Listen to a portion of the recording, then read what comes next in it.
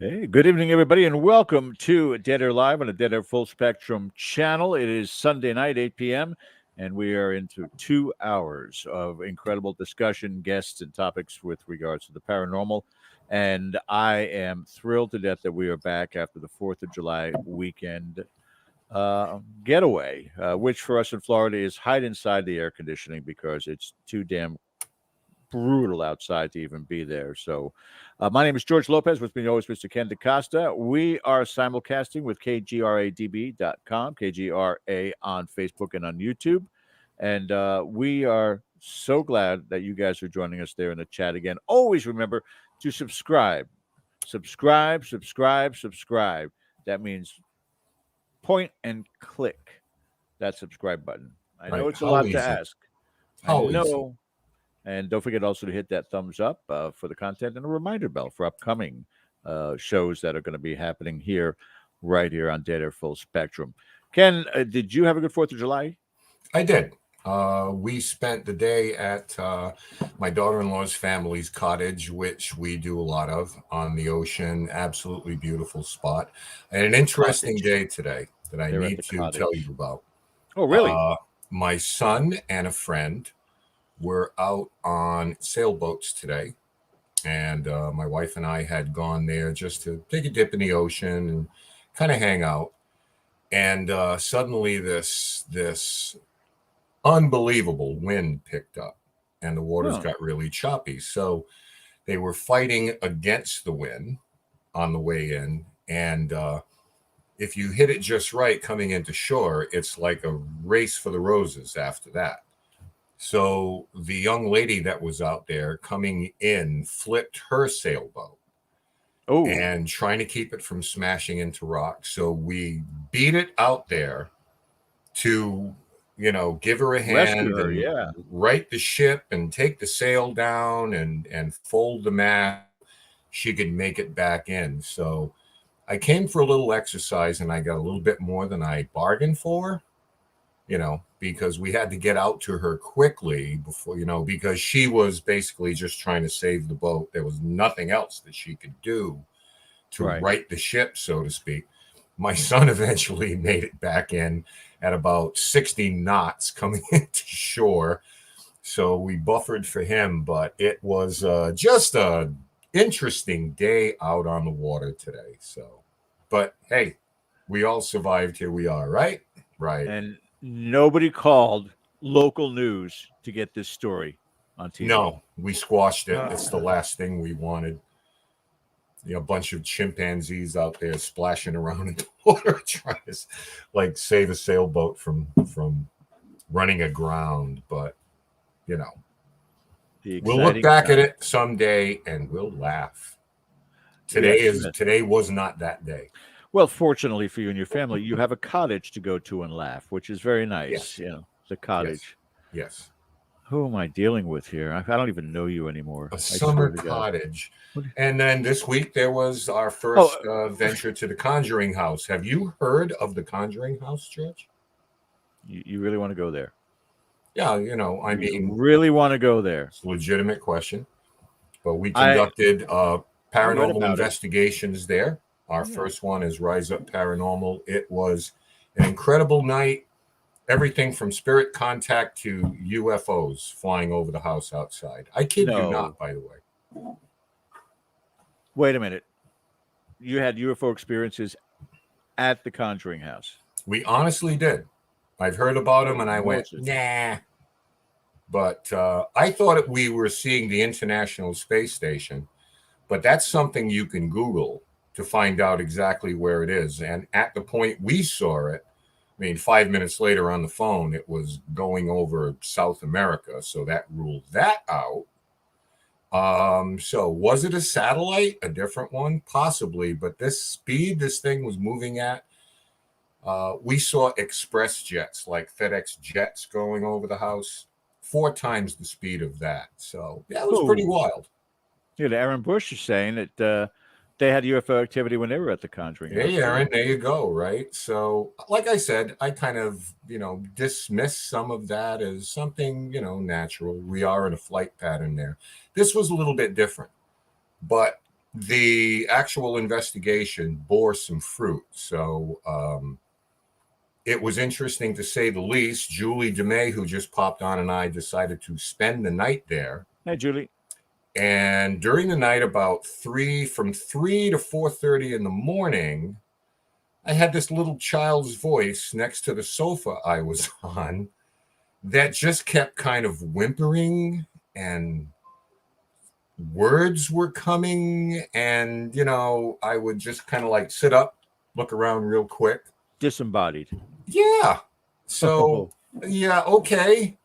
Um, Julie was, it wasn't Julie in the next room. It was next to me. I mentioned it to her. I said, it was weird. And Jacqueline Nunez, who is the new owner, was so gracious to invite us there. And we plan on doing more events and more things there. So we're grateful for that. But I had told her about that the following morning. And so I guess we'll add that to the long list of anomalous activities, but my own little experience there with this little squeaky voice that just wanted my attention. I fell asleep anyway, though.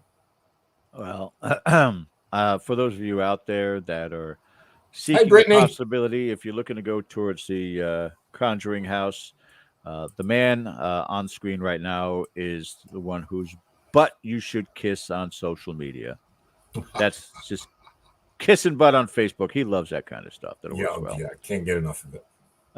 In a few minutes here, our guest will be joining us tonight. Carl Johnson and Elise Carlson will be joining us tonight talking about demons and maybe even you guys calling in and giving some of your experiences in the second hour. Looking forward to that also.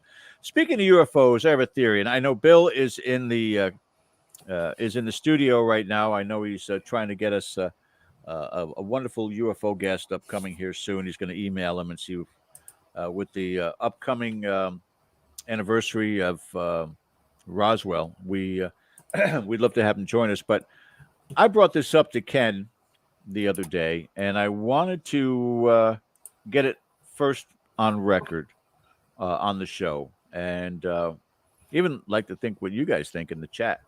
If you've been watching the show long enough, and we've had a couple of specialists and people who are interested or involved with Bigfoot. I brought up the idea or the concept, what if that is an offshoot of us from a million years ago or 100,000 years ago? Where in the aspect of evolution, many of us went to caves and we wound up creating tools. We wound up shedding our fur, but another offshoot went to the mountains. Hmm. Some of us, And some of us remained in caves. and remain, yes, to this day. Hmm. Actually, and there's an area of Spain. I think I remember watching that on one travel channel thing. It was wonderful that they still have caves up there that they light up and they sing songs. It's beautiful. But anyway, I digress. So there's an offshoot where the Bigfoot, and that's why they're so elusive, because their intellect is equal, if not greater, than ours. They're in their home environment. So an epiphany came to me, guys, and I want you to just kind of bear with me on this here.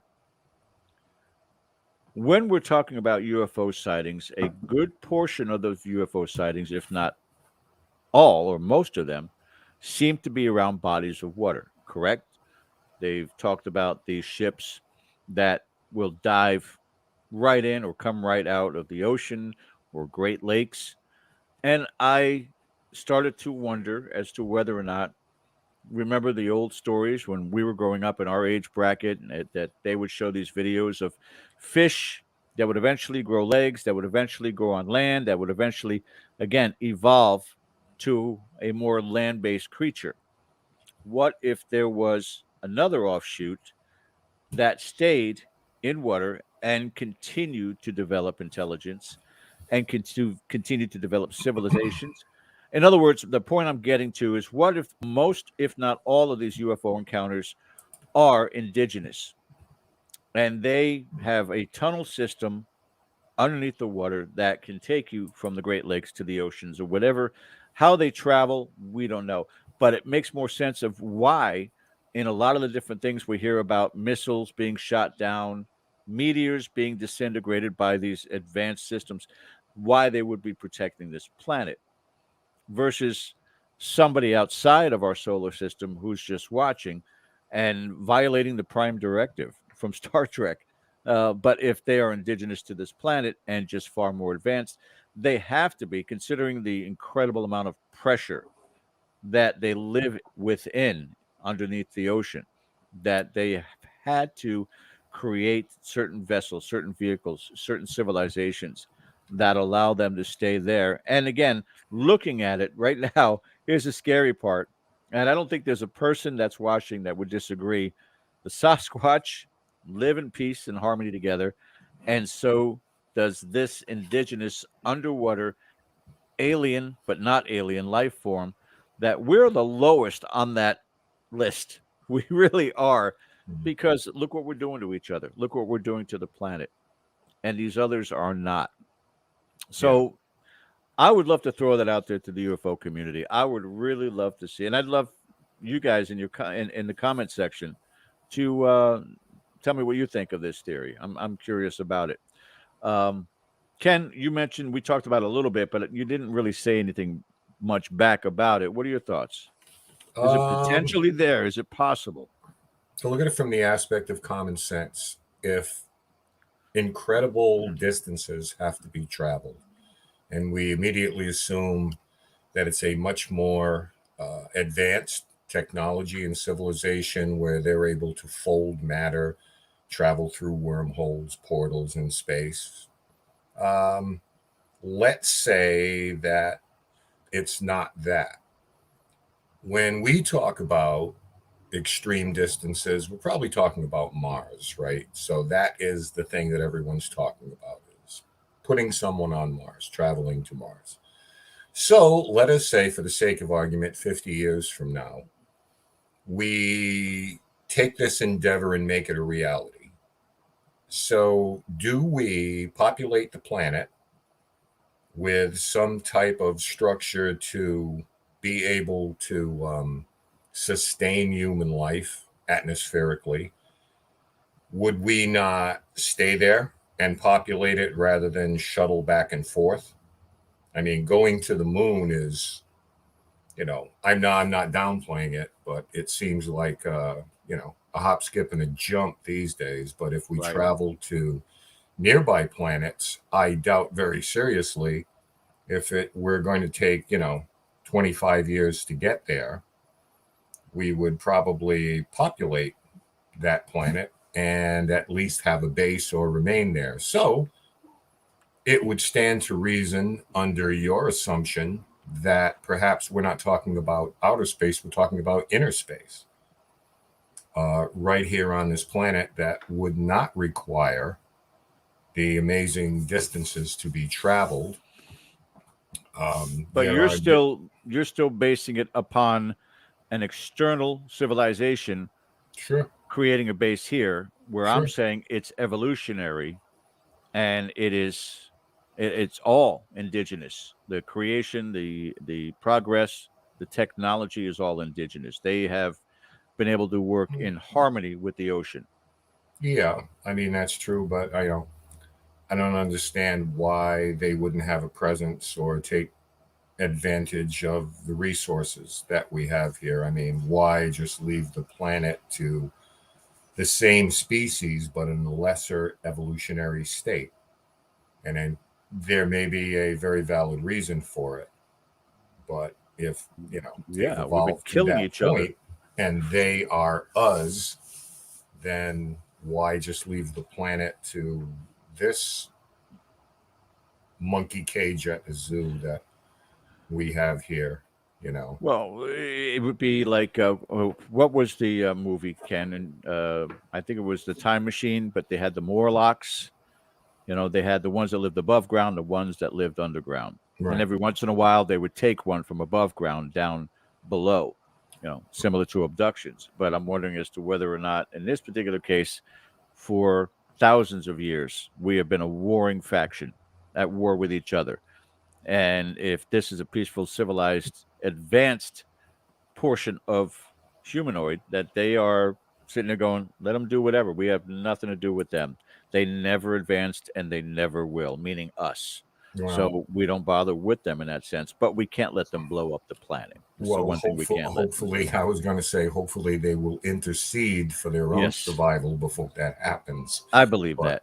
hurry, if they're listening right now, I'm sure they have the capability because I know they watch Dead Air. I Yes. know they do. There's Speaking of no question watching, about that. couple things for you guys to check out too during the holiday. Of course, I'm home taking care of Papa, who's doing fantastic. The assessor for his physical therapy called his recovery borderline amazing. So Hmm, he's doing great to fantastic. hear. Those of you who've been following along, so I've been watching a lot of TV, Netflix, a movie called R.R.R. You've got to watch it; it's incredible.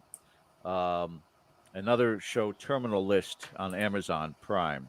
Fantastic with Chris Pratt. And finally, back onto Netflix, The Girl in the Picture documentary, mind blowing. So if you guys have seen it already in the chat, certainly let me know. But I wanted to bring those things up, and I hope everybody did have a great 4th of July. And right now, let's start our own fireworks with our guest tonight, Ken. So if you want to do the honors. Yeah, by back by popular demand, and we hope to bring his partner and co-founder of Panorama Paranormal back with us. And before we start, I want to reiterate that we welcome your phone calls tonight because if you feel that you have had an oppressive or demonic experience or know someone that has, or there is just a question that you may have, we're going to encourage our viewers to call in tonight, and we have just the guy to address those things. So please, by all means, and if you don't want to call in, you can do it under an assumed name or anything like that. If we respect your privacy and confidentiality. So Yeah. please feel free to do that. But our first guest this evening is Carl Johnson, and he's been investigating reports of strange phenomena for the past 49 years, beginning with his association with noted ghost hunting couple Ed and Lorraine Warren.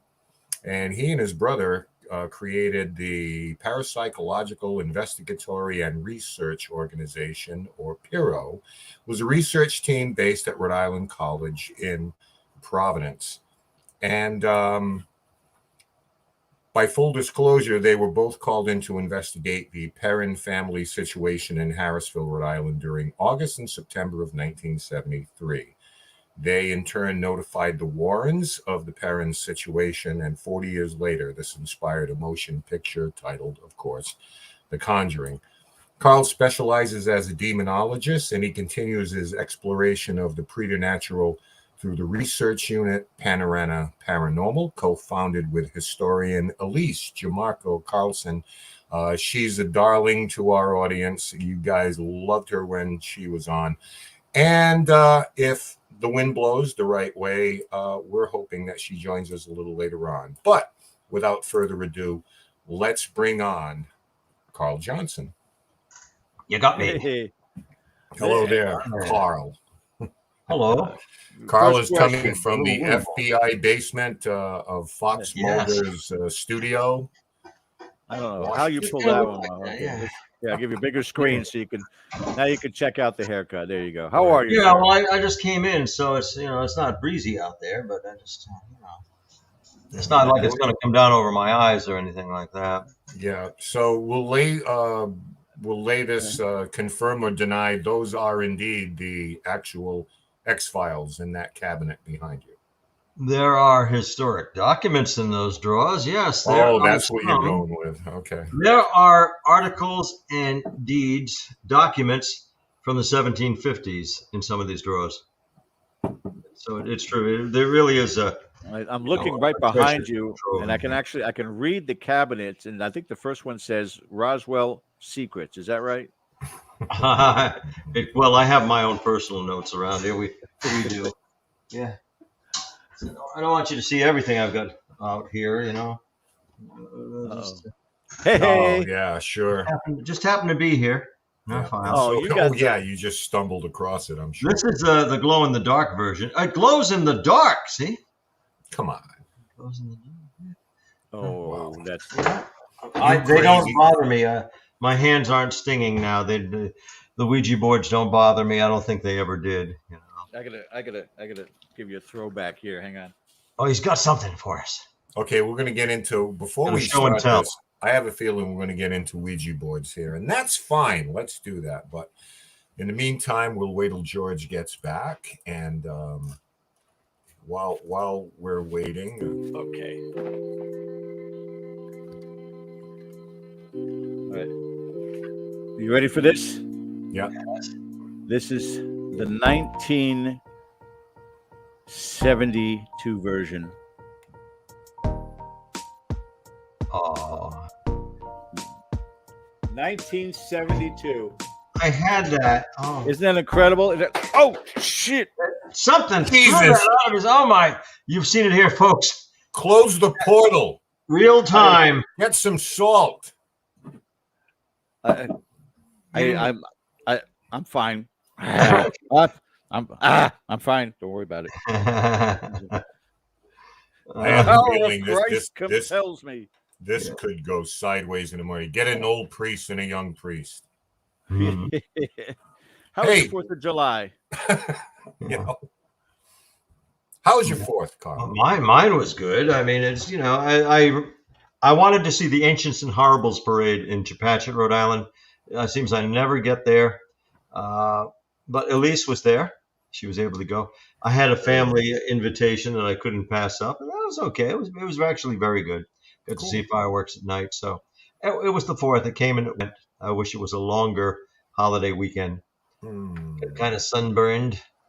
Went to Situate Old Home Day. I'd grown up in North Situate, Rhode Island, so it was kind of nice to get out there.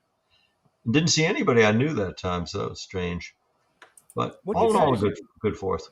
What'd you guys do? I mean, you are a twin brother. Yes. I'll talk about it. I'll tell you. I wonder what Keith and Carl Johnson's childhood was like. Oh boy. Growing up where, first of all? North Situate, Rhode Island. Always lived in. Oh yeah, look at this as youngins. That's throwback.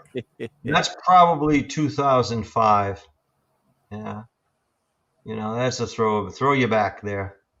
That's not childhood. That's not a high school. That's not a childhood picture, but no. childish. What kind of childhood did the Johnson brothers have growing up? Involved in sports, academics? What really was it like for you guys? It wasn't. If you speak frankly on your show, I have no axe to grind. I have no bad feelings about growing up in my hometown. I would describe where I grew up at that time, which was the 1960s and 1970s. I would describe that as like the Andy Griffith Show and the offshoots. That's Mayberry.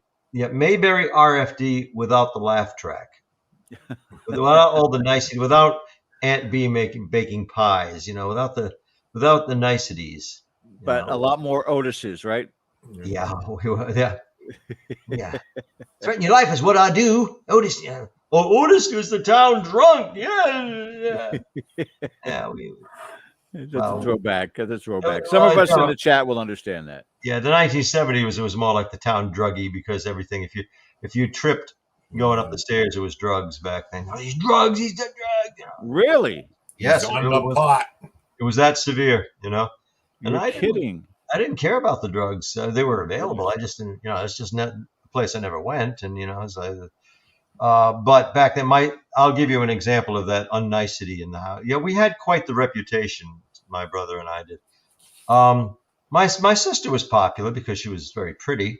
But my sister, she was 11 years old, maybe, and she had an epileptic seizure at the bus stop just as the bus pulled up. Oh, And she hasn't had one. She hadn't had one before. She hasn't had one since. And she's on medication to control that anyway. But she just happened to have, which is not terribly, terribly uncommon. She had a grand mal seizure. And she fell to the ground, and I helped her. I did what you're not supposed to do. She was biting her tongue, and it was bleeding. So I jammed my finger in between her teeth so she That's wouldn't be right, biting yeah. her tongue. Yeah. And I stayed with her for a while, and then our mother came and collected her. And on the bus, get on the bus. People say, it's drugs. She's taking drugs. Drugs. And, and I didn't know if I should stand up and say, no, it's not drugs, because then, he's denying it. He must take drugs too. But that was very prevalent back there. Keith and I, my brother and I, quickly got a reputation for being strange there because I was exploring the paranormal research. Didn't even call it paranormal back then. We had two words for that strangeness. Well, haunted, of course, but two words we used were supernatural and parapsychology. Not too many people said parapsychology back then. About what age were you getting fascinated with this? 12 and 13 years old. Really a concentration when I was 13 years old. So I became very interested. And that's when I got the bad reputation in school. I mean, it was severe, The Johnsons, they're werewolves. They're from outer space, It went way beyond kidding, Holy moly. And I don't know if I'd say passive, but I could be bullied.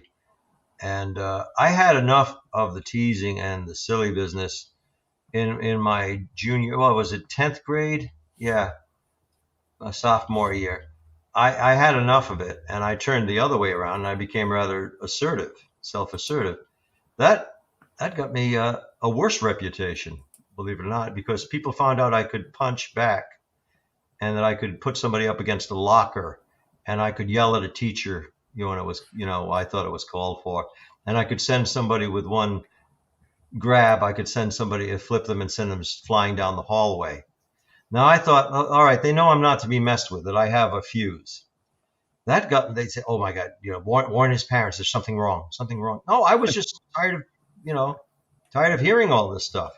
It's amazing how much drugs can make you stronger, Yeah, right. Well, that's what it is, So, I mean, I was never that much of a cut up in school. I mean, looking back, my behavior was pretty normal, but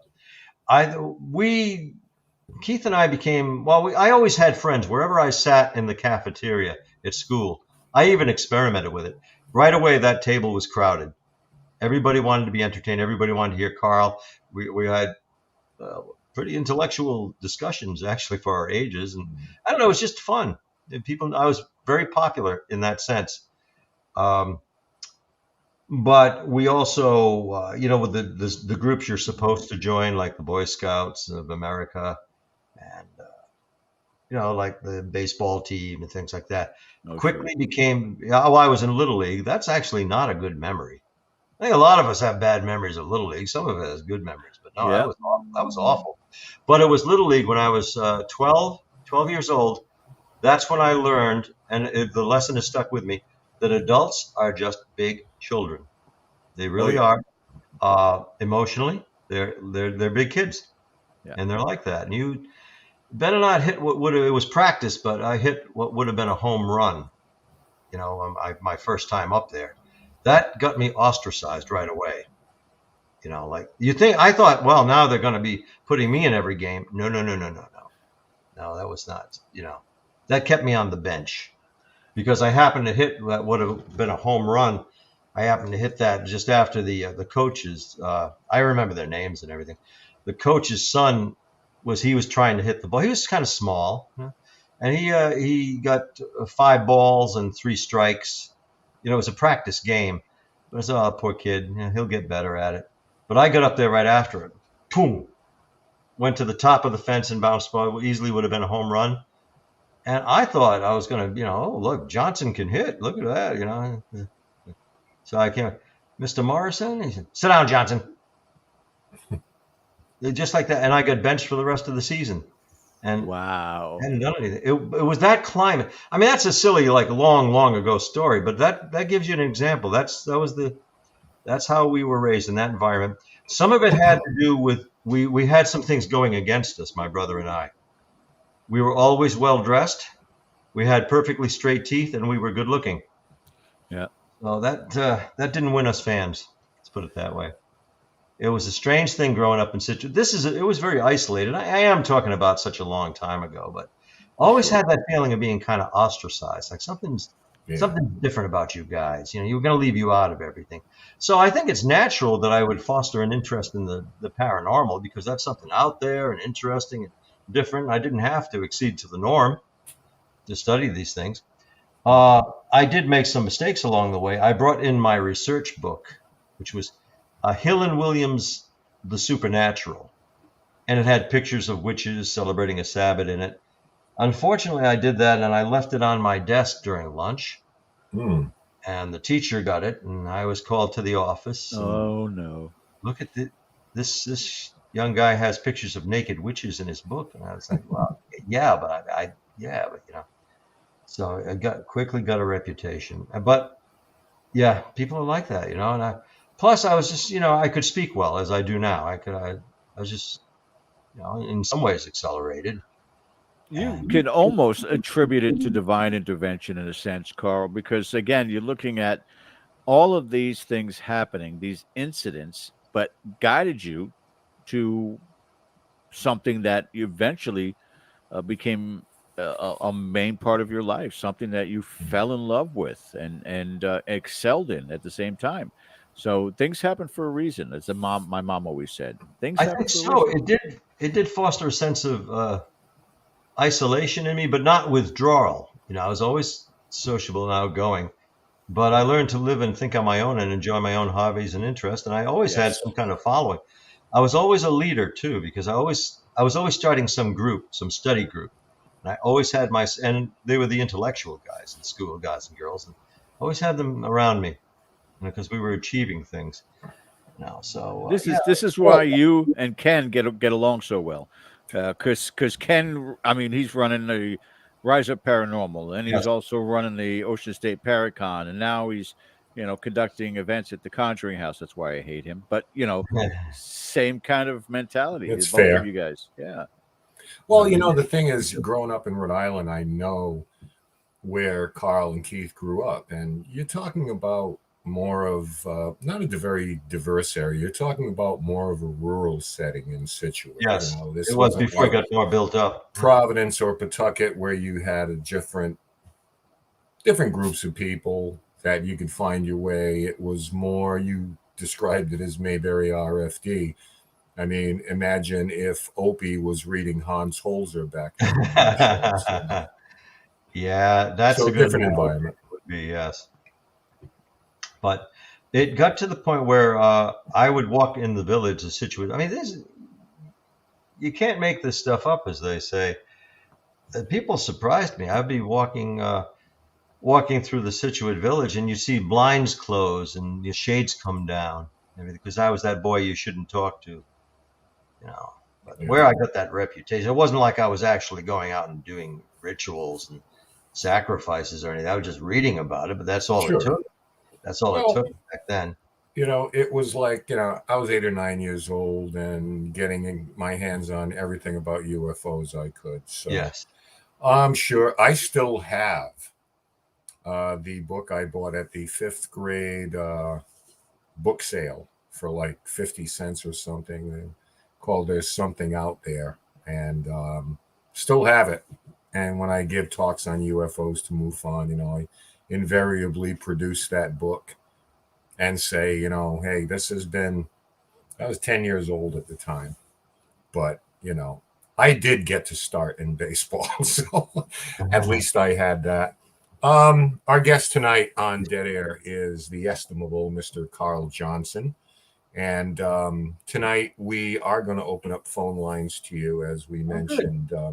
We're going to talk a little bit about the demonic, about oppression, negativity. And I know that over the shows that we've done, a lot of people weigh in So I'm going to encourage you, if you've had an experience or are going through something, or know somebody that has in the past, or if you have a question, and please feel free, if you don't want to use your proper name, you can make up something, whatever, we understand. It's too late Right, for me. too late, right? You know who I am. Right off the get-go, we started hitting Ouija boards. Okay, so that's another hot topic. And I don't know if we've probably touched on it, but I don't know how deeply we've gotten into those things. But I would like to just sort of get out of the way right now for a little bit and talk to you, Carl, a little bit about your thoughts on this, how this plays into popular culture, whether it's the movies, whether it's in everyone's life, what are the pros and cons, because immediately people say, I don't play with those things. And I'll give you some thoughts later, but you know how it is. There suddenly are opening and closing ceremonies like the Olympics when it comes to using a Ouija board, and all of these things, are these creations of ourselves, or where exactly do you come on this? Because if we're going to talk about demonology, then this seems to be kind of the number one way, because every time, they were doing rituals, they were using a Ouija board. So therefore the house is infested now. And we get that kind of story all the time, we do. Yes. So Carl, give us some really deep thoughts about the Ouija board and how that plays into, this whole field of the Yeah. paranormal. It's a trade name. When I've had to refer to the Ouija board on a television show, we say the spirit board because it's trademark Ouija board. So we say the spirit board, but same thing. The Ouija board is a quick fix.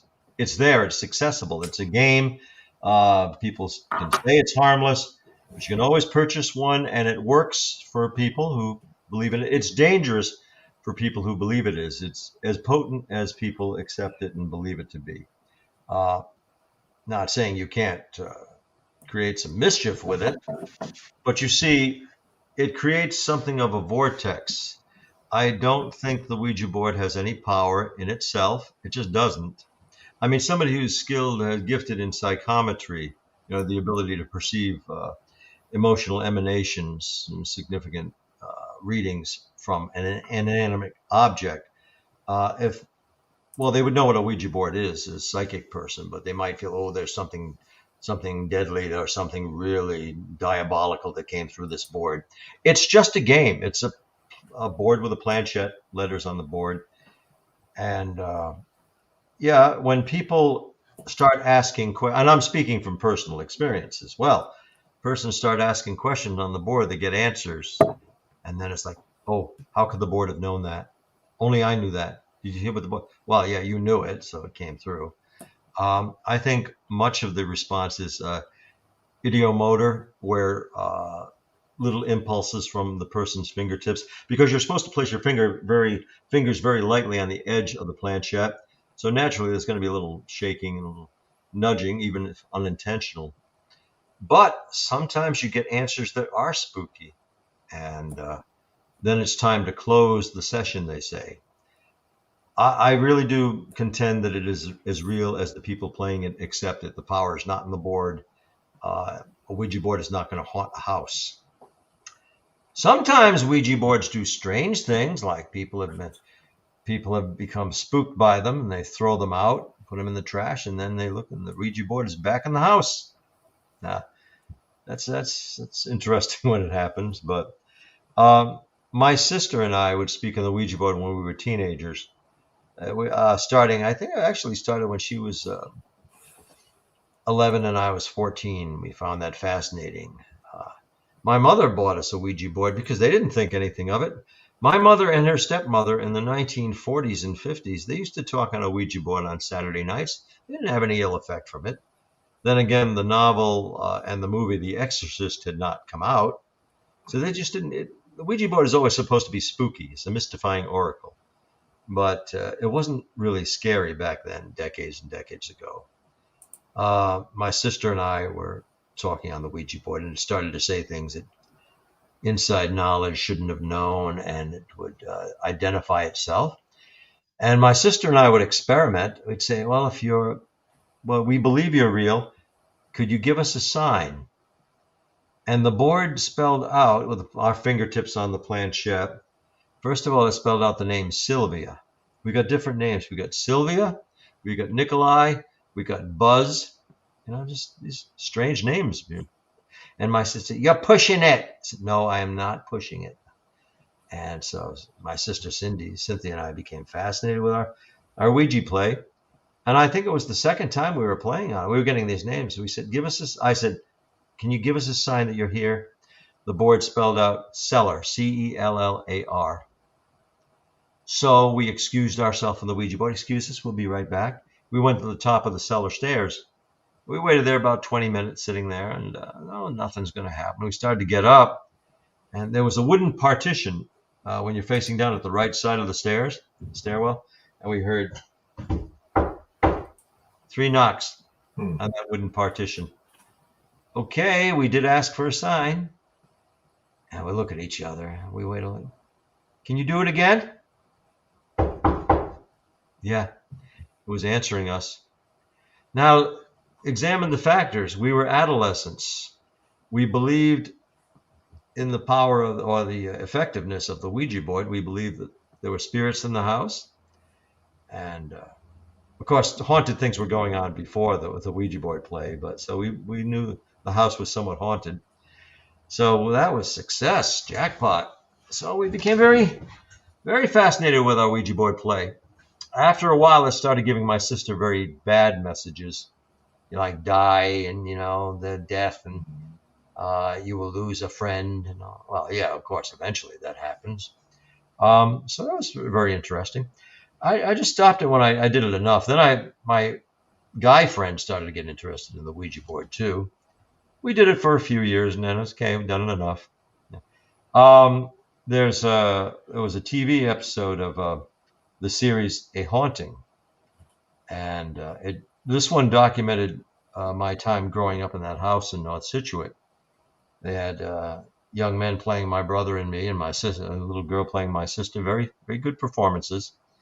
Whenever that airs, I start to get the friend request and get calls. I said, "See, I told you I was a good-looking teenager," because they had somebody playing, but with interviews with my brother and sister, and they reenact what really did happen in that television episode. It's called Dangerous Games, and saying, they have the actor playing me. "If you're real, make the phone ring." And then there's some beats go by, and my sister smirks. Nothing. I was like, phone rings, and we all jump, which happened in real life. The phone rang, and let me back up the planchette when I said make the phone ring. I said make the phone ring, and it spelled out Susie. It spelled out Susie, and that was my girlfriend's name at the time. Mm-hmm. Then the phone rings. We jump, get up. Pick up the phone. "Susie, oh my God, it's Susie. I'll call you back." So that really happened. So yeah, we get strange things happen. And the way they have my brother, he was apprehensive about using the Ouija board. He resisted that. He wouldn't participate, but he was a voyeur. He'd watch. Yeah, that sounds like Keith. Yeah. Yeah. I have one scene where which reenacts what really happened at the cellar. The Ouija board tells us to go to the cellar, and that's when we heard the knocks. And it spells out cellar. It's so funny that they have the actor playing me, and they have my parents portrayed, and they said, "We're going out to our dance lessons. Now, buckle down. No horseplay." Yeah. And I said, yeah, Dad. And they have me turn around. And the narrator says, "But Carl has something more serious." Yeah, I got the black. I love that scene. The black capes are put on. We got the 70s clothes on, the wide collars and all. Yeah. And so I reach under the couch, and I take out a Ouija board, of course, spirit board. We're playing on it. It spells out cellar. And then the planchette flies off the Ouija board. Right, of course. After it says cellar. And I said, "I'm going down to the cellar." And the actor playing Keith, my twin brother, says, "The cellar? No way!" So you chicken. And my brother, I remember us watching it the first time. My brother Keith said, "I never said that." Yeah. Gee willikers, Carl. Yeah, it was like that. And I want. Hey, You did. you I mentioned what just I heard think it. is a seminal event in the history of the Ouija board, and it doesn't have anything to do with William Fuld. It's a 1972 movie called The Exorcist, because prior to that, I mean, the Ouija board was depicted by Norman Rockwell on the cover of the Saturday Evening Post. It was a harmless parlor game, and everybody had a good laugh. And back in the 40s and 50s, I guess that there were instances where a woman gave her fortune to her cat because the Ouija board said to, and there were always those kind of things. But then Captain Howdy came along. Oh yeah, that's effective. Do you remember the movie theaters being picketed by Catholic groups back then? I mean, you couldn't buy the type of promotion that the movie got by just letting people act out in real life. They were picketing the movie theaters. And of course, as kids, that made us want to see it even more, right? Yes. So what did, there you go. There it is. Thank you, George. Thank you, George. So, what I always found amazing to that, and I call it a seminal moment, because in that movie, it changed an entire generation's perception of what you could accomplish with that. And there are people who were not born at the time that movie was released that have carried that particular mindset forward, for decades afterwards. What that did for our Western perception of what a demon is, it inculcated that image. Now we know that demons possess people. It's not just a thing of the Middle Ages. And we know that they can come through, they can slip in on the Ouija board. You might be speaking to, there's Reagan, Teresa McNeil. Yeah, you might think you're speaking to Captain Howdy, but what is Captain Howdy really? Yeah, that was spooky, because Chris McNeil, the mother, she goes to touch the Ouija board into the planchette, and it moves on its own. And she says, "You really don't want me to play this, do you?" "No, Captain Howdy doesn't want you to." Yeah, but they don't even have any of the eerie music when that happens. You see, the planchette moves. We're in for something now. It's going to get bad. Yeah, that's she's based on Shirley MacLaine. Yeah, that's funny.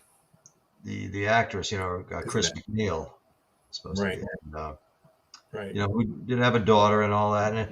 But I'll tell you something great about the book, which can get kind of complex. It's not an easy read. But I read that cover to cover when I first got The Exorcist.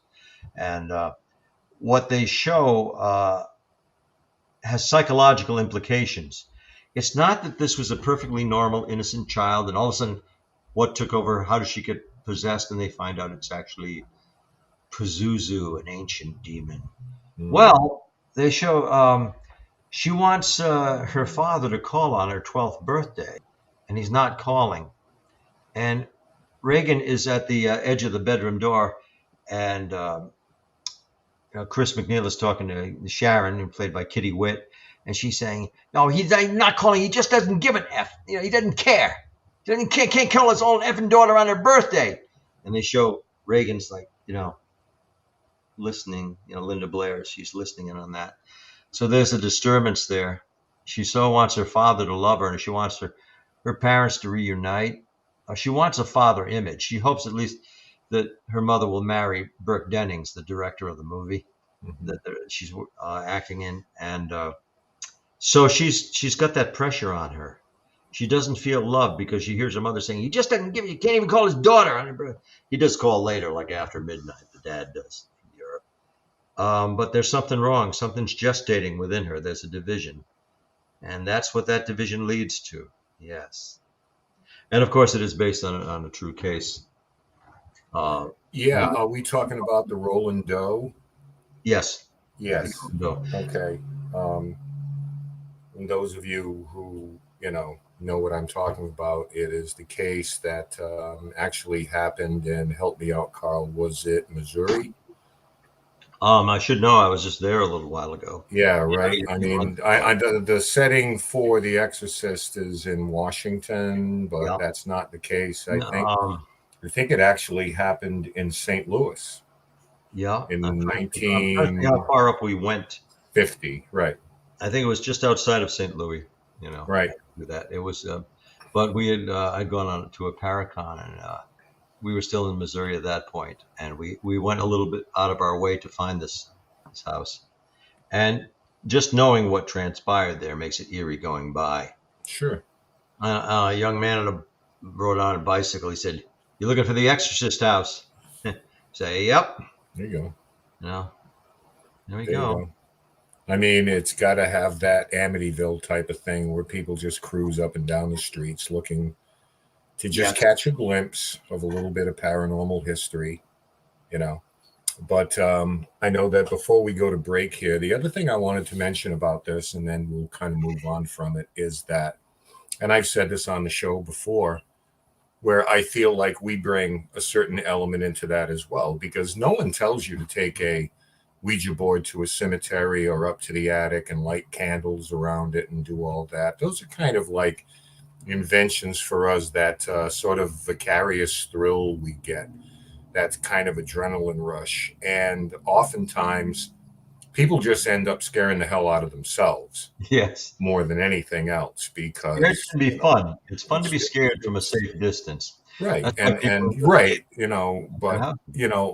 Regardless of how you talk about this, there is always someone, and I mean, it's their story, not mine. I respect their story, but there's always someone, when you explain the ideomotor effect and all the rest of these things, that invariably they say, yes, but I had an experience that I can't explain. So, it's never really going to go away. I think the only thing we can offer people is some alternative reasoning to it, because David Fritz said that it's really not much different than doing EVP work. And I really don't have an argument against that, because we are still trying to call upon and summon people from the afterlife, summon spirits, and many times we get those responses. And the same thing applies. We're trying to separate what could be normal sounds from what we think are human voices. But I definitely think there's a correlation there. It's just that one is cardboard and plastic, and the other one's a little bit more a higher technology. I was just seeing David Fritz's comment. A friend of mine said, we were talking about just that subject, and he said, when is a seance not a seance? When you call it something else. Right. There was a popular television show that was on in 2009, 2010, 2011. I don't know if I should say it, Paranormal State, but Paranormal State had some good episodes, and but what they would do in every episode is the investigators from Penn State would they'd sit around and try to get to the bottom of the case, try to solve the problem that was harassing some family or some individual. And what's the best way to find out what the spirit is, and try to quell this haunting? Have a seance. Stir it up. So they would gather around, and well, of course, this is all supposed to be scientific. They're trying to help people and discover them along the way. They've got candles burning. They're in a darkened room. Are you someone we know? Do you mean this person harm? What is it you want from her? It's a seance they're doing. And then they'll, of course, they play back their recording. Like, we want her. Get out. This is doing a frapping seance, and that's call it. If that's your bag, sure, but call it what it is. And frequent guest on that show. In fact, she appeared on, I think, every episode. Yeah, every episode of the third season was Mrs. Lorraine Warren. Correct. Right. and she would often preside over when it was an actual, like No Bones About It, the seance, she would preside over that, conduct the seance on that. So it's like you said, Ken, it's the thing you can't get away from. It's popular. People want something a little scary, fascinating. Everybody goes into a paranormal investigation. They want something. I mean, it's good. You're doing it to experiment and have the experience, but it's that much better when you come away with a voice you record, especially if it's a powerful message or an apparition. That's the holy grail of paranormal investigation. You see that. I think when we come back from the break, you opened the door for me. I want to talk a little bit about seances and Lorraine Warren. Yes. When we get back here, specifically a place that we're all very familiar with. And I have a question for you about that. I'd be glad to help with that. Yeah, we are talking with renowned demonologist Carl Johnson. And we're hoping also for Elise Carlson to be joining us perhaps in the second hour. But we do plan on opening up the phone lines in the second hour. Our producer Bill will be answering them for you guys, and then you can speak to Carl directly about questions you may have with regards to demonic entities or perhaps even personal experiences that you don't know whether or not that is what you're dealing with. So you guys stick in there with us, and we'll be back in the second hour. But again, Carl, I can't thank you enough for coming on here. Every time we get a chance to speak with you, it is just a vast amount of information that people are seeking help and answers to, and it's always a lot of fun too. So we appreciate it. But you guys stick with us. You are watching Dead Air Live on the Dead Air Full Spectrum channel. We'll be back right after the break. Stay with us.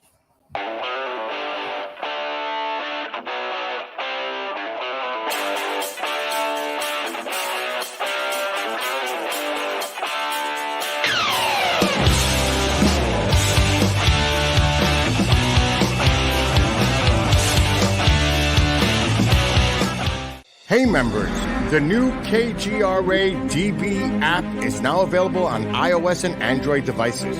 Gain on-demand access to any KGRA DB programming. Download any show directly to your mobile device to listen or watch on the go. Go to the App Store and search KGRA DB.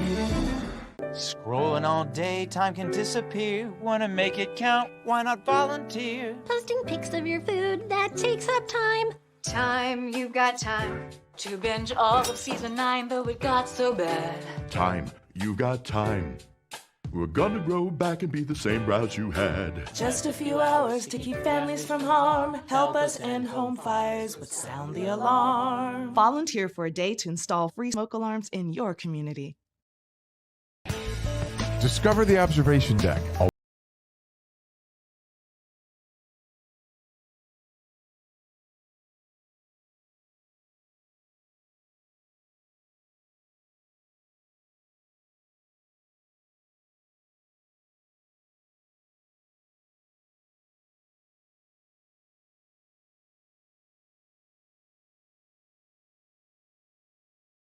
DK.com.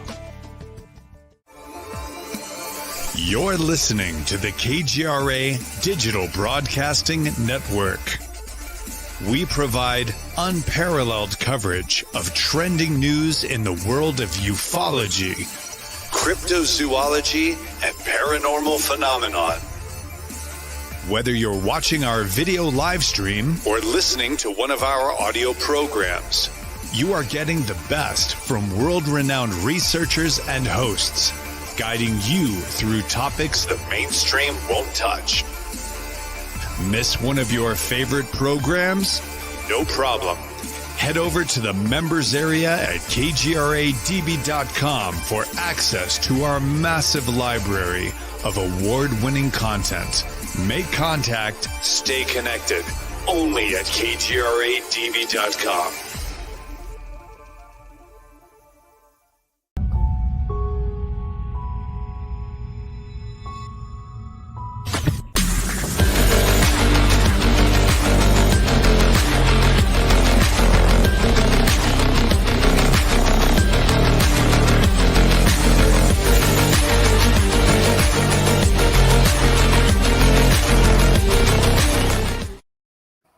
Hi, guys. Welcome back to our second hour with a very special guest, Carl Johnson. And we're going to open up the phone lines for the second hour. The number to call in, 1-855-472-5483. That's 85-KGRA Live if you'd like to speak to our guest tonight. Again, Bill will be picking up, and apologies if you can't understand him with his heavy accent, but we'll be all right with that. Ken, I was blown away. Today's we always hear about what's going on because even I talk regularly on the phone too, but the economy and what we're dealing with nowadays. But I was blown away, and I refuse to do it anymore. There was one night I was ordering a pepperoni pizza and one can of soda, and the price was 34 and change with the delivery and everything else like that. It's under $20 you would normally expect at that point, not anymore. And then the other day I figured, let me just quickly stop by McDonald's. I'll get 2 sausage, egg, and cheese McMuffins, 2 hash browns, and 2 orange juice. $24.19. Sure. Sure. Never again. With that $24, I can go to the local grocery store. Hell, go to Walmart, pick up 2-3 cartons of eggs, a couple of steaks, Kraft cheese, whatever. But I could make those things for a month for that kind of pricing. I'm blown away. But again, everybody out there is looking to be smart with their dollar bills right now, and it was kind of mind blowing to me. And I know for you guys, it's even worse up in that New England area because your taxes are ridiculous. Yeah, for sure. And but there are things that are affordable still these days, and I'd like to make a couple of special announcements if I could. And one of them concerns our charity event, our annual charity event, the Ocean State Paracon, which is coming up on August 12th and 13th at the Plain Ridge Casino in Plainville, Massachusetts. You need to make a banner. We need to have a banner for the show. Well, I've got something here, and these are some of the people who are going to be appearing. What? We have Andrea Perron will be joining us, the paranormal couple, Cody Desbian and Satori Hawes. Noted author Christopher Rondina, who is on his way back to Europe shortly to research his new book on the real Dracula. Our good friend from Midnight FM and Spooky South Coast, Tim Weisberg. And a new addition this year, Amanda Millette, who has about 500,000 TikTok followers. And she has a show there called Spooky New England. And she's going to talk a little bit about the Lizzie Borden case and why she feels that Lizzie didn't do it. But on Friday night, we're having our usual VIP party. And as an added bonus, our good friend Tiffany Rice will be appearing there from 7 to 9, doing a gallery reading during the VIP party. It's a separate admission for that. So we welcome Tiffany there. So we have a wonderful weekend planned for everybody there. And it's worth noting that this year's beneficiary and 100% of all proceeds go to the charity of our choice. And this year it will be Camp Braveheart. Fantastic. Once again, who provides free grief counseling for children 4 to 17 years old in an outdoor camping setting where they put them with other families and kids who are going through the same thing as a peer group, and they can share those experiences. So we're looking forward to that. And one other announcement, because those of you who just love to hear from Carl and Elise, drum roll, please. They are coming to Dead Air Full Spectrum with their own show called Paranormic Perspectives. Stop it. And we're hoping that that's going to debut in a couple of weeks. Paranormic or panoramic? Panoramic. Perspectives. Okay. Panoramic Perspectives. Spell check. A bit of a tongue twister. Yes, it is. But they are joining the Dead Air Full Spectrum family along with Chris Rondina, as the motorcycles go by my house. There you go. Along with Chris Rondina and Ron Murphy, who are taking a deserves sabbatical from Monday Night Monsters.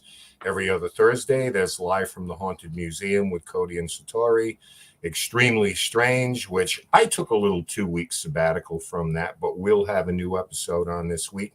And of course, the lovely and talented George Lopez and the not quite so lovely and talented Ken DaCosta on Sunday nights here on Dead Air. And So- we never take a break, ladies and gentlemen. And I want you to understand how important it is. Subscribe. Hit that subscribe button because of the sacrifices we make. So That's correct. let's- So let's- more great programming coming up from yes. Cowboy Carl Johnson here. Oh, geez. So let's bring him back. Yippee-ki-yay. They say it's good for me to get fresh air and be outside sometime, taking the scenery. Yes, Is it's That's therapeutic. Was that one of the horses you put the quarter in front of the grocery store? That one that day was all too feisty. He won that battle. Oh, Yikes. He had to be sedated. Not the horse, Carl. Right. Well, whenever I've ridden, it's been a challenge. I don't know why. I always get the nutty horse, and it's been a challenge between rider and equine, and that he won that show, even though he looks quite placid there. No, because it was like the first time he had a rider on him, and it's a Oh, geez. March, and he got out there. First time he'd been like in the stall for a lot of the winter, and he hadn't had anybody on his horseback, so he was asserting himself, like, I'm not going through this again this year. So, Riding Beelzebub will be Carl Johnson. he tried to buck me, but I stayed on, but just about. I did not want to say I got thrown. Hey, listen, Carl, I'm going to turn this over to George, but I wanted to follow up really quickly on one point. In going to the farmhouse on Round Top Road in Harrisville, and you feel free to give your own history on that. Mm-hmm. We were talking a little bit about seances, and I did not know this. We all know, I think, the story of the Warrens' Lorraine seance, which in large part was blamed for what happened that particular night to Carol and Perron. But there was something that happened while we were filming a live event on Halloween with our friends from the Dark Zone. And Andrea was recounting that story on camera. And there was an element to that I wasn't aware of. It's that the Warrens were joined by who was described as a Catholic priest, and it was suggested that a seance be done. The Catholic priest, according to Andrea, completely on board with that. And I recall interrupting the filming because I was standing right next to Susan Slaughter, and we both looked at each other. And then I turned back and I said, wait, what? A Catholic priest encouraged the seance. I don't know who this particular person was, but I'd like to get your thoughts on that, and feel free to expound on that with George. I'll be rejoining you a little bit later. That seance did take place. That's history. It was Devil's Night, October 30th, 1973. Now, there's one person, everybody contributed, you can say, but there was one person that without that person's presence, none of that franchise, the seance, the Warrens intervening, this whole mystique around this house they now call the Conjuring house would not have occurred. There's one central figure, and he's not as well known for this, and that's myself. And I say that with no hubris, no boasting, because it was a series, like, a domino effect. Right. Nor was it totally accidental. Well, you were a catalyst. That's a good way to put it, the catalyst. I brought people together. I started that. Now, some people would really take umbrage at that, but Andrea wrote her book, which is a series of, 3 books in one, House of Darkness, House of Light. But I don't think Andrea would have written that book had it not been for the presence of the Warrens, because that's pivotal to the storyline. It's not the whole story, of course, but it is quite cogent to the rest of the story. And I was responsible for the Warrens being there. And that is, it's not that I called Ed and Lorraine and said, oh, geez, we're in this haunting and we're over our heads. You got to come. No, I just thought that we could benefit from the vast experience of Ed and Lorraine Warren, with whom I was personally acquainted at that time. And I remember being on the phone with Ed Warren about that. Ed assured that we were going to be working together. Now, we did not, as a team, P.I.R.O. at Rhode Island College, we didn't seek the help of the, well, their guidance, their recommendations, but we never said you need to come and help us. Ed offered that. Ed Warren volunteered that he and Lorraine would come to that house. And of course, we were all too receptive. Oh, wow, now we're going to be working with the Warrens. This is prestigious. Stop there for a second and let me ask you this. At Sure. that time, at that juncture, where was the notoriety with regards to the Warrens? What had they accomplished or achieved to that point? As in the opening scenes of the movie, they were already doing conferences at universities. What was it? Was it the Annabelle case that brought them the notoriety to that level, or were there others?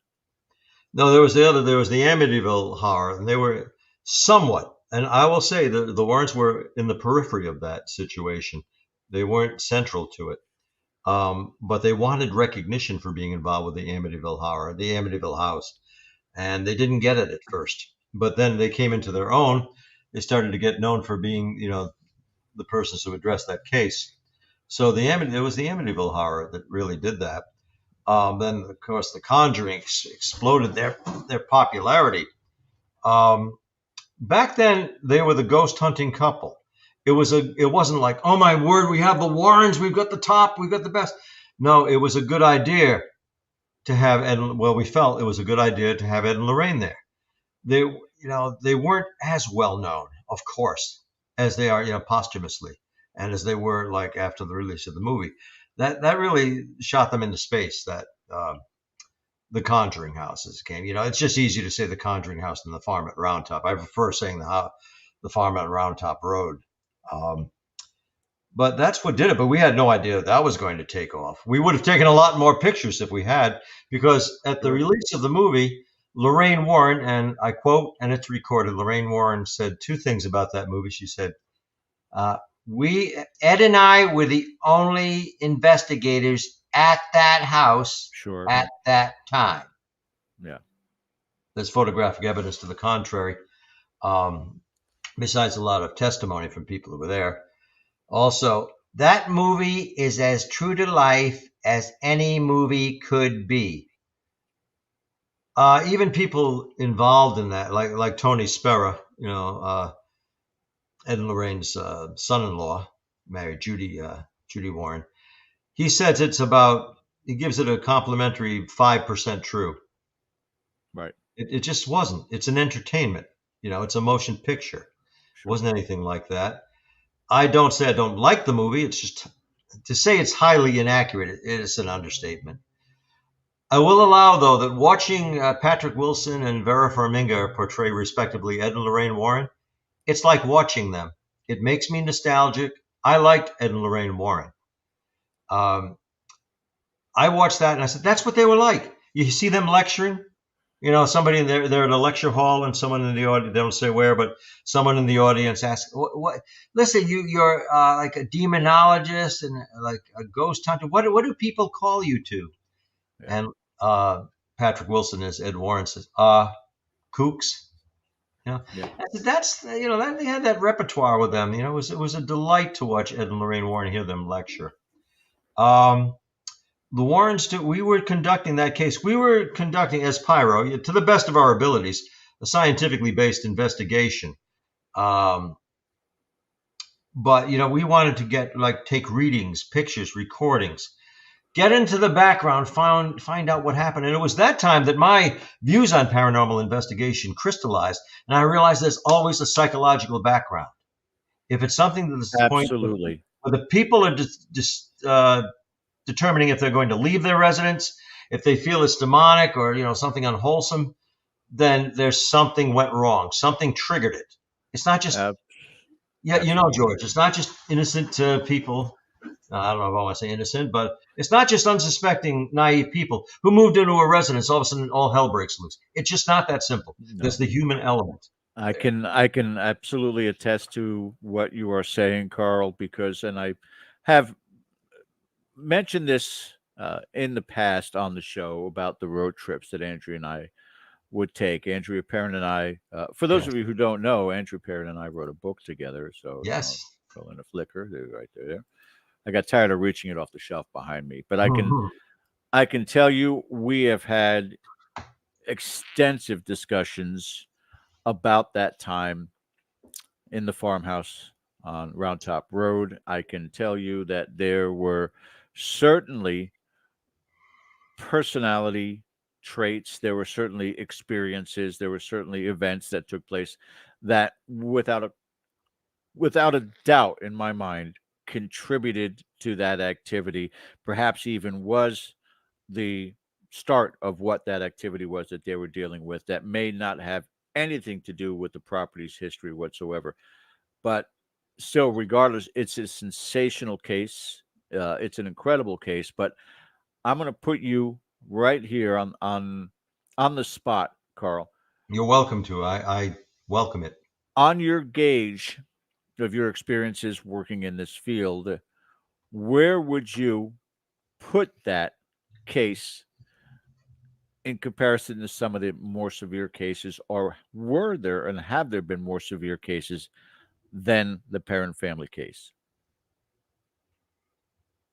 It was severe, almost enough to drive them out of the house because it was the Perron family. There's no record of that house being haunted before the Perrons occupied it. There are suggestions, but even those are flimsy. Right. Miss Elise Giammarco Carlson has a theory, and recently we talked about it, that it is the Perrons who haunted the house. They synthesized that haunting. And now, I'm not saying they contrived it. I'm not saying they made anything up. Quite the contrary, they did not. But 5 pre-adolescent. Look at the combination. Look at the chemistry there. Yes. The formula. Yes. You've got a mother who is a spiritual person, and she is highly suggestible. I never said delusional. I'll go on record. I don't say that. She was not delusional, but she was highly suggestive and highly sensitive to impressions around her. In someone else's hands and with another family, it wouldn't have been that kind of a haunting, if anything at all. They would have maybe heard, oh, we hear footsteps here, like, oh, yeah, we're used to it, Now, every once in a while, there's a knock on the wall. Yeah, they would have had that kind of activity. My parents' house had that kind of activity, perhaps not as consistently as in Round Top Farm. Right. But you have people who are mystic, with Carolyn Perron and her 5 daughters, and they're watching Carolyn react to this phenomenon. And then Roger starts to speak to the spirit, which is taken to be a female spirit. Then you have the intercession of the Warrens. Actually, when the Warrens came and took over our case, which we didn't invite them to do, it ceased being an investigation and became an intercession because Lorraine Warren had her vision that day. I was there for it. I didn't hear what she said to the parents, but I did hear about it afterwards. She and Ed pronounced that as a demonic haunting. Therefore, they felt they had jurisdiction. They could boot us out. What was your and your brother's assessment in your first interactions? Because it was originally with Carolyn. I don't know whether or not you really interacted that much with Roger at the time, because Roger was doing a lot of traveling. Yes. But in interacting with Carolyn and her reports on what they had been experiencing in that home, what was your original assessment? You've talked to Carolyn, and you guys are back in your Scooby-Doo van, and you're heading off the property. What are you guys talking about? What's your gut instinct at that point? We were talking about what phenomena we did observe there, and there was some, to be sure. I tried to introduce a topic that at the time was tricky, that Carolyn was the haunting, that is centered around her. She was the target. She was also the sender. I don't want to be misconstrued, but I think Carolyn incited that haunting. She didn't make it up. She did not imagine it. But through her, it was interpreted as a virulent demonic haunting. And of course, you have to have a name to go with, the master spirit of the house. Of course. And so they came up with Bathsheba Thayer Sherman, who married Judson Sherman. She was a totally innocuous person. There was nothing wrong with her, eccentric at most, from what we know. She probably was at the house. No evidence that she was directly in the house. Ambiguous at best. Yeah, she got that cool, well, it was more of a common name back in the 19th century, but we got that cool name, Bathsheba Sherman. Yeah. And Lorraine, well, our director of our team, Donna Eisenstadt, she told Lorraine about Bathsheba Sherman, and there was a grave named Bathsheba and all that. And still there. It's a still mile away. there. It is. Yeah, the gravestone is not there, but the grave sure is. And they're going to have a replica of the gravestone because it was so desecrated, it's been repaired. Yeah, but no more be brought back to the cemetery. So Lorraine hears this name and gets a vision of Bathsheba as the demon witch. And that's where it comes from. And Carolyn was having visions about this Bathsheba personage. So you see how integral our team was by being there. We legitimized the haunting. Yes, you're not crazy. You have people who are willing to listen to you, interview you, and help you out. We never said we were going to chase away the ghosties, but we were going to find out what we could. And I virtually from the start saw the psychological implications of Carolyn being there and her 5 daughters, and they're like a spooky old farmhouse. Carolyn had an affectation for and an affinity for the 19th century. She would speak in 19th century parlance sometimes. She delighted in that, So I'm somewhere in between. I think I'm somewhat disliked by the true believers in the haunting of the Conjuring house and the people who debunk it, because I say, yeah, of course it was haunted. There's paranormal activity. I believe of our team, I was the first one to observe something and hear something that you can consider paranormal. I want to continue on this journey, but we also do have a caller who's been waiting since the top of the hour, so I definitely want to bring him on board. It's our good friend Ron from Minnesota. Ron, you're on live on Dead Air Live with Carl Johnson. How you doing, Ron? Hey, how you doing? Very well. George and Carl, great show. I had a question for you. We're talking about the Ouija board or spirit board being dangerous and people don't know how to close it off or whatever. I use tarot cards and I use oracle cards. I use a pendulum and I can use the dowsing rods. Now, I've used dowsing rods for gold hunting. I'm a gold prospector. But I also used the dowsing rods for spirit energy, which I have found both. Okay, with these dowsing rods. Now, all I believe with the tarot cards and oracle cards and the pendulum and the dowsing rods, I believe that there's a direct connection with the planet Earth localized area with the energy. I'm not trying to let anything in. I'm just trying to receive a connection with the localized energy. So my investigating spiritual activity in my house, is that a bad thing or a good thing? Can I add something to my house or bring something in by investigating, or should I just let it be alone? Just leave it alone? Ron, get out of the house now. Get out of the house. Oh, good. You got him laughing. That's good. He's not packing right now. I was very recently, it debuted recently as of 3 days ago. The second season premiere episode of Mysteries Decoded on the CW network. And they display me, they showcase me using dowsing rods in the Conjuring house, in the house on Round Top Road. But when we filmed that, it documents an actual investigation. Now, I had said, this is our play. This is the play part of our investigation. And that's what they showed me primarily doing was using those spooky dowsing rods. I just don't find them harmful. They are another means of divination. Don't take them too seriously. I knew somebody who used to read the tarot cards, and he was taken over by his cards because he got too involved in it, believed that they had power of their own, and that kind of took over him for a while. But other people, like my friend Arlene Nicholson, she's used the tarot cards for decades, and he just does not have a bad experience with it. I enjoy having her do readings for me.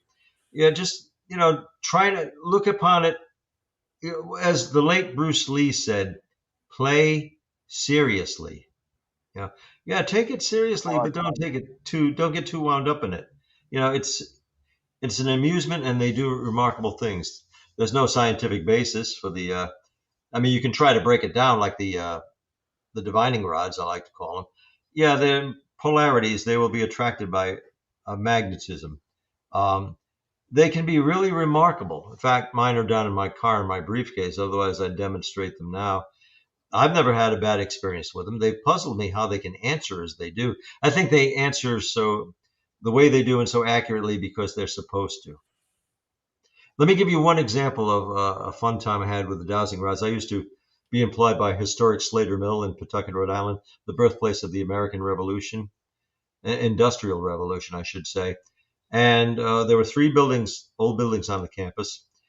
And in one of the buildings that was built, there's a house built in 1758. I was demonstrating dowsing rods, and we had candlelight going. I had 2 candles burning on a table in the parlor.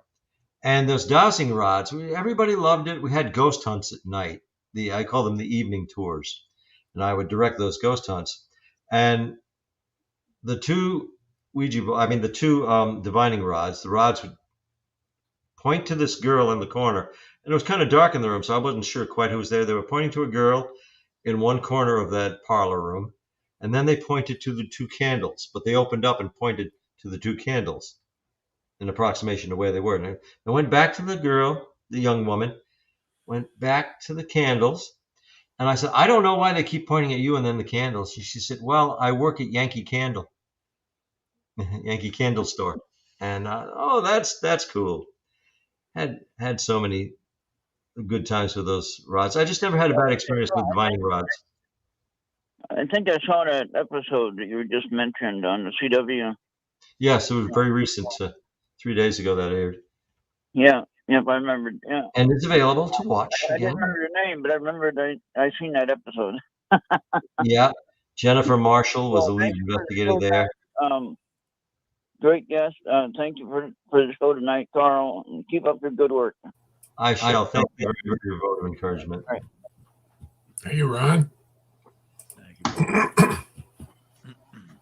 I have my own opinion with the dowsing rods. It may not be popular, but it's just my opinion on it. I just, I've sat there time and again when people pull those damn things out. I'm sorry, but you're holding it in your hands. You have your pulse. You have simple muscle flexes that just tend to happen whether you're holding it too tight or too loose, going up and down. I've seen people going, I'm not moving, and look how and you can see their hands moving, and I'm like, look, I would be more into the dowsing rods if you placed them in 2 Coca-Cola bottles, and then see if they move on their own then. Well, you can't because it's your energy. No, it's your own motion that creates it. And it's not that you're doing anything intentionally.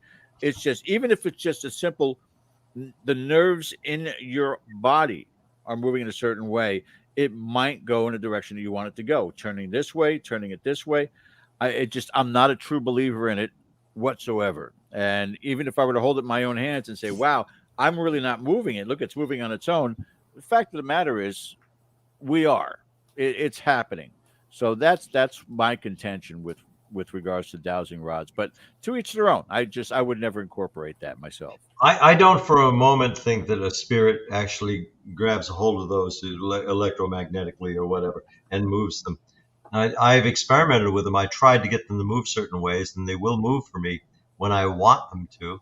Right. But the rods have done just enough to convince me. And in years past, I'm talking about 15 years ago, 10 years ago, the rods did just what would convince me at the time that there's something to them. I was lecturing with Yeah, we were in Freetown State Forest. I was giving a lecture demonstrating the dowsing rods, and I said, they won't move for me. I thoroughly expected them to work. That happened in the S.K. Pierce house, too. I thought they were going to answer. I said, they're just not moving for me today. And I handed them aside. Another young man volunteered, and they moved for him. So that was strange. It's usually the other way around. They take a while to warm up to somebody. So I said, they don't always work. They don't work for me every time. But if you videotape, which we have done, divining or dowsing rod session, you, like George was saying, you know, somebody's hands are going like kind of like that. You know, if you speed it up, there's something going on there, and the slightest leaning, of course, will, and then they've got to swing back and they'll hit the other rod. But it's strange how I'll hold them up. I'll say, just play, do what you want. They'll start spinning. But I'm not contriving it, but I'm somehow making it happen. They're fun. I've had tremendous success with dowsing rods that has nothing to do with the paranormal, because I come from a site engineering kind of background, and in finding underground streams, irrigation, anything to do with water. And I have a set I'm looking at right here, and a lot of times I will take them on property, not looking for spirits, but looking for any flowing water underground, which may interact with quartz contained in granite to cause a piezoelectric effect. I have had, not much luck or opportunity to use them on an investigation, so to speak, but I find in doing that, the success rate is just incredible. So David talks about water witches. I mean, you're talking about the old divining rods that were made out of wood that in the shape of a Y. But these are metal rods. And so I will say there is something to the idea that they can work independently to detect some kind of flow of energy. But as far as the paranormal, for me, jury's still out. Yeah. Well, it depends how you define paranormal too. I just find them fun. They are, they've done enough to convince me. Yeah, try everything. Little girl spirits speak through them to us. And that was just cute. It creates an isolated reality. The dowsing rods are really performing in that nuance, in that setting. When we were inside that, what we call the Sylvanus Brown house, built in 1758, the dowsing rod communication was real. It was real in that isolated reality. It was genuine. It was working for us. Can analyze, because we weren't really analyzing. We were just having fun with it. Not making them move, not trying to make them move. Just right, sure. But I experimented with later.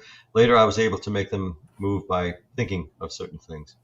Or maybe they just liked me. Maybe the rods liked me. I don't know. Yeah. Before we get out of here tonight, I wanted to bring up another subject with you. I was thinking about this today. And in talking to the new owner of the Conjuring house, Jacqueline Nunez, I think she has an interesting perspective on all this. I mean, she is a lawyer, a very credible person who believes in spirituality, but she comes from, a realm of documentation and data and the truth. And her thought on this is that we are all conscious beings having a human experience.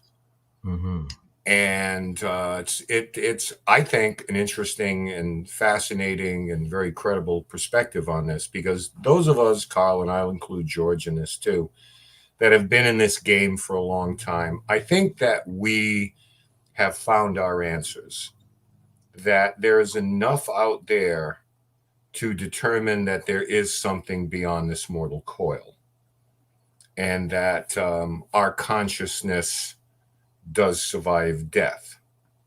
And I've had many experiences, personal experiences, and documented experiences, I guess, more importantly, if proving to the world is that important and that high on your list. But I wonder about the idea of the demonic now, because we are conscious beings surviving death. So I guess my basic question is, who are these other entities? Are they also conscious beings who have survived death? Is this strictly faith-based? Or these entities that, we call demons or negative beings, however you want to frame it, how do you think they fit into the human experience if we go under the assumption, like Ms. Nunez says, that we are conscious beings just simply having a human experience right now? How do they come into our physical realm of our existence as part of the human condition? Demons are an interpretation of a spirit. They won't be real for you. They won't affect you unless you believe in them, unless you believe in a literal demon. Then they are a very potent force. Take, for instance, the Ed Warren interpretation of a demon. Mr. Warren would go into a setting where people had complaints about something was wrong in the house. Well, of course, an example is the house in Harrisville, farmhouse. What are the signs of demonic? Okay, people feel uneasy as soon as they walk into that house. Mm-hmm. The temperature shifts suddenly get cold. You hear a knock on the wall, but it's 3 knocks. What is that? Mocking the Trinity. There's a foul odor no one can explain, and then it recedes and it comes back. Now, also, if somebody is going under oppression, Mr. Warren holds up a cross, a crucifix. He would say that the person didn't even need to see it, and that person would react to it, panic, when the crucifix was held up. That, of course, constitutes a demonic haunt. That was proof to Ed and Lorraine Warren. To me, it's not. To me, it's an interpretation. These things exist because we believe in them as demons. Somebody else could go into that same environment and say, yeah, you got something strange going on. I hear some knocking, but they wouldn't consider it demonic. Right. Okay. But Ed Warren was a lay demonologist. That's what he did, just like a psychic. It was his, although he didn't claim to be psychic, Lorraine was clairvoyant. It was his job to determine a demonic haunt, and he had a high success rate with that. I did not consider the Perrons' house, and I have to use after the example, there are many others. I did not consider it to be demonically infested. It just didn't have the ring to that. Carolyn was going through a tribulation. Yes, Carolyn Perron. The daughters were affected by it. But demonic? No, I just didn't think so. I don't interpret demon the way most demonologists would. I actually refer to myself as a cathonicist, someone who studies the classic old world spirits and deities. I don't know if I qualify as a demon. My definition of demonology is the systemized study of the lore and cultural traditions of wicked spirits. Simple as that. I'm not really in the business of chasing out the bad spirits, although I've been called upon to do that. But it's, again, an isolated reality when the demon is in a house or after a person. They believe in the demon, so it's real. And this, I'm not speaking of delusion. I'm speaking of interpretation. And the demon will react as it's supposed to as a demon. Somebody's afraid of this person in their house. They're going to have confirmation. They're going to smell the foul odors that recede and come and go. They're going to feel that their fingers at their throat. But that is being created with the same engine that creates a poltergeist. I mean, poltergeists they're real ghosts. They do things that we don't normally think of a poltergeist doing. I've known a poltergeist to appear as a person. I've known a poltergeist to have a voice. I've known a poltergeist to produce EVP and speak to us. But all at the core of it was a poltergeist. We can't help but think of a poltergeist as being some force that comes from an adolescent, and that adolescence is going through their angst, their formative period, and they're just psychically talented enough to be able to make dishes fly around the room or make bed sheets pull off. Now, poltergeist can do far more than that. Sometimes I interpret a demon as a poltergeist with a really bad attitude. They're like first cousins, a poltergeist and a demon. Now, the demon has much more lore to it than the poltergeist does. Mm-hmm. I think I'm singular in that I think that's what they come from. They're a poltergeist mechanism. There could be. I allow for the impossible possibility that there are beings that do have a grudge, a vendetta against the human race, and they're normally invisible to us. We can't know about them outside of belief, outside of personal conviction, outside of scripture. We can't know what they are. It's the great unknown. Sometimes, especially as a paranormal investigator, sometimes you have to say, dunno. It's the big dunno. And that's tough for a person to do, especially someone who's analyzing phenomena, to say, I just don't know. But that's what we're left with, insufficient data. But are these things really like spawns of the devil? No, I don't believe that. I don't accept that. I don't know. Therefore, I don't believe it. But I'm not a strong conviction. I don't have a strong conviction that it's that there's nothing to it. There is something to it, but I think it has been created. The things I've heard spirits say in EVP sessions. We went to the man was a retired. Well, he didn't need to retire. He was in his 80s, but he was still overseeing a funeral home in North Providence, Rhode Island. He just wouldn't retire, and so they didn't. Since he had founded the business, he didn't have to. And he was bringing his work home with him because we had an EVP session. This is going back to. This was September into October of 2008. And we had, who were our team? We were actually forming an offshoot of my brother's team near New England Anomalies Research. I realized we have our own team here. We had Father Bob Bailey, Andrew Lake, Laura Ann Casey. I remember that particular case. You remember that? Yeah. Through the grapevine. Yeah, it's a very... Well, it's compartmentalized for me, but it's still visceral remembering that for me because that's when we lost Laura. Mm-hmm. And the last time I should have been with Laura, she couldn't make that investigation. I was cross with her. And that was the night we lost her. And I didn't see that coming, except that I had a very bad feeling in my gut that night. But Laura was very, she was one of the lead investigators. Well, there were only that number of people, but she was very useful and effective in that investigation. We played back our recording. We hear these voices, and we know it's real because it's us. There's no one else there. And one of them says to Laura, "Bitch, get another tattoo." And another guy says, "These guys are far out. I like them. What do they want?" I said, "We got a community, a room full of spirits talking with us." Now, these things are interactive. They got minds. They just don't have bodies. Right. How are they? Now, a fundamentalist might say, well, these are demons letting you believe they're spirits. Yeah, to what purpose? Whatever. Nothing really makes sense, but we know they're real. Now, Kenny Biddle is well-known and wanting to be more well-known skeptic. Right. But I don't believe Kenny allows for the possibility of EVP. But sometimes you can't explain it as anything else. I know we were there. There were plenty of times I've heard spirit voices recording. The first time I ever heard a spirit voice that was recorded, I was 18 years of age. I didn't know what an EVP was. Again, and a friend of mine, we're talking, just recording our conversation. Most EVP I find are incidental. They just come out when you're speaking and not talking about them. And we play back the recording. And I hear this deep voice, well, slow. It sounds like, help me. I said, whoa. Play it back. Help me. I said, that voice, my brother has the recording, a second edition recording of that.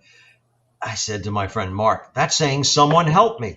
Mm-hmm. Okay, Mark Volcanis, he had a recorder that would speed it up. Gets to a certain acceleration, and you hear a woman's voice saying, "Carl, help me, help."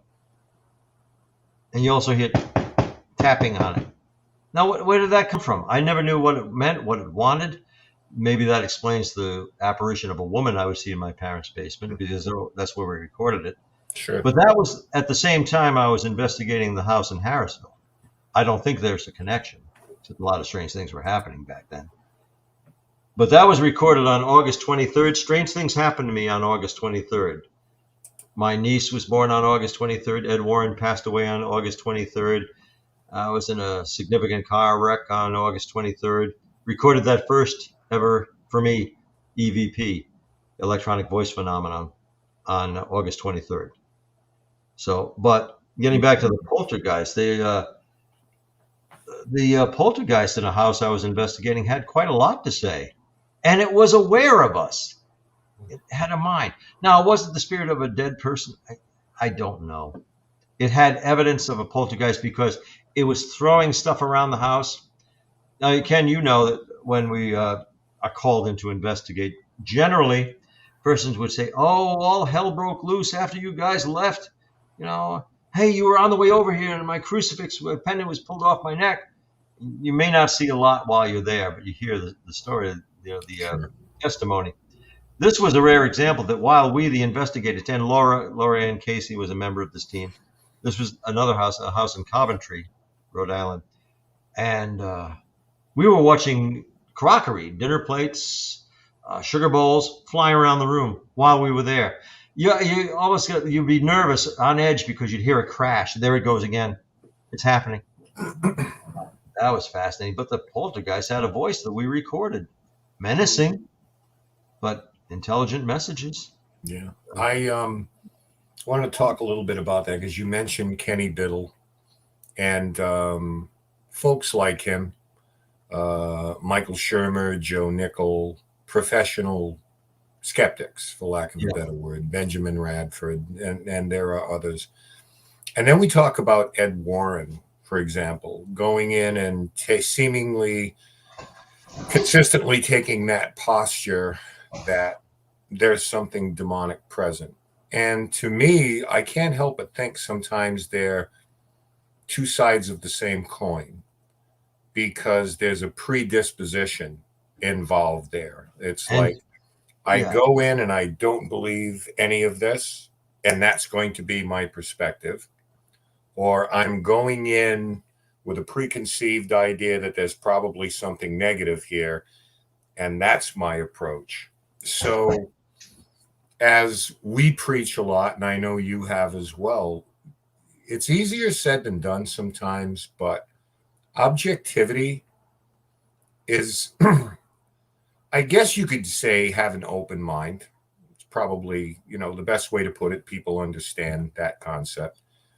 Have an open mind, but don't have any preconceived notions of what may or may not exist in a certain place, because that type of bias is more challenging, really, than it is to just go in and say, hey, I'm going to document, try to experience the same things that these people are.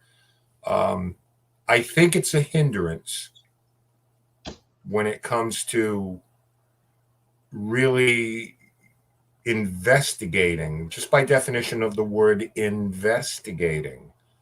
So how do you feel about that? I believe that predisposition negates objectivity. If you're taking too much of a strain.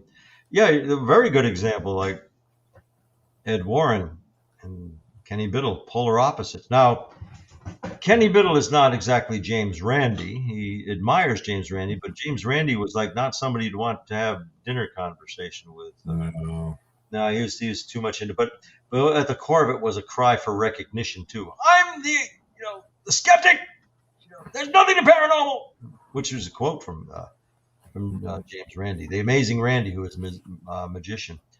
My favorite skeptic, and it sounds like just personal bias, but it's not, is Elise Giammarco Carlson, because she allows that these things do happen, because I've experienced them, people experience. There's too much direct documentation to say there's nothing to the paranormal.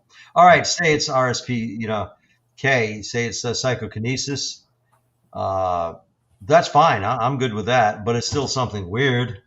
It's still something apart from the body. Elise was in a haunted house, and people were talking about what I call the darkening. That's when a house becomes inexplicably dark, or a room will be. You can't explain why. Well, we were in one environment, and people were saying, "You notice it's getting dark? It's getting darker because we're talking about it." And she wasn't being flippant or anything. Elise went over to an electric chandelier, and every other light bulb, she started to screw them in. She said, "Does this help if I screw in the light bulbs right?" Elise was observing, and this was the house in Harrisville. Elise was observing people going downstairs doing the Estes method and, blindfold. And, but the table was moving. The table downstairs was moving. Elise is looking into seismic activity because the basement that's really underground there. Elise, and there's like high mineral rock content there. Elise is looking for reports of the seismic activity on that date and that hour. Sure. Say, is there a correlation here? That's what she is. That's what she does. She's not trying. Well, some people call her the party pooper, but she's not rabid about it. She wants to get to the truth because she knows I have recorded EVP. She knows other people have. She's a student of parapsychology. Yeah. I enjoyed investigating with Kenny Biddle. I even showed him a couple of techniques that you can use in a seance, but he needs the believers to propagate his own style. Well, yeah, I mean, skeptics, and this is not a shot across the bow, but it's just the truth. Without us, I don't know what they're going to do. Yeah. Otherwise, I mean, because let's face it, the supernatural, ghost hunters, paranormal investigators, the paranormal in general, that's kind of low-hanging fruit. To me, I mean, it's just kind of like, well, that could be this. Yes, we know. That's the whole purpose of investigation.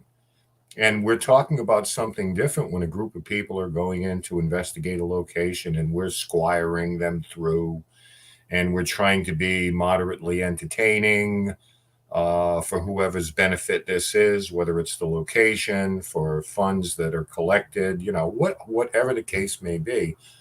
And then there's the idea where a Rise Up Paranormal or a Panorama Paranormal is requested to go into a place, and the approach dramatically changes because it has to.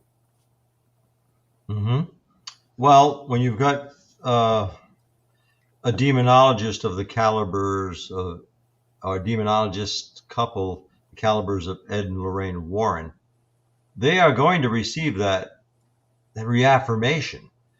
When they go into a house and adjudicate that as a demonic haunting, they're going to get their results. Because right from the start, they're coming in there. But, I mean, they were quite the impressive-looking couple. They were. Ed Warren had gray skin, gray complexion. I think it was stemmed from his congenital heart defect, which eventually, claimed his life. But Ed Warren had a strange grayish pallor to his complexion. He had dark circles around his eyes. He could look grim. This guy means business. And he had that voice, that Ed Warren voice. Lorraine was exotic. And Lorraine, you see how she dressed? The elegant, I used to call her the elegant Lorraine Warren. They come in there, you got somebody, you got the big guns. Right. And they're going to tell you it's a demonic haunt. Yeah, you can. Then the first time, a dish falls off the table, the dinner table, the dog starts growling at something you don't see. Then, okay, we've got it. It's because they know the Warrens are there and they're reacting.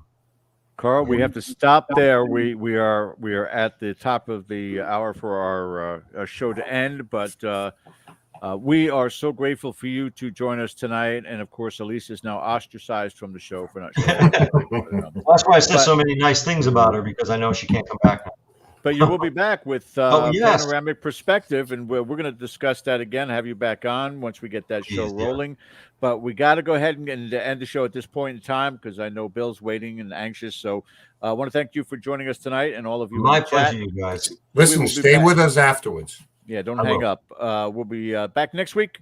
And until then, guys, thank you for joining us. Hit that subscribe button. We'll see you again next time. Have a good night.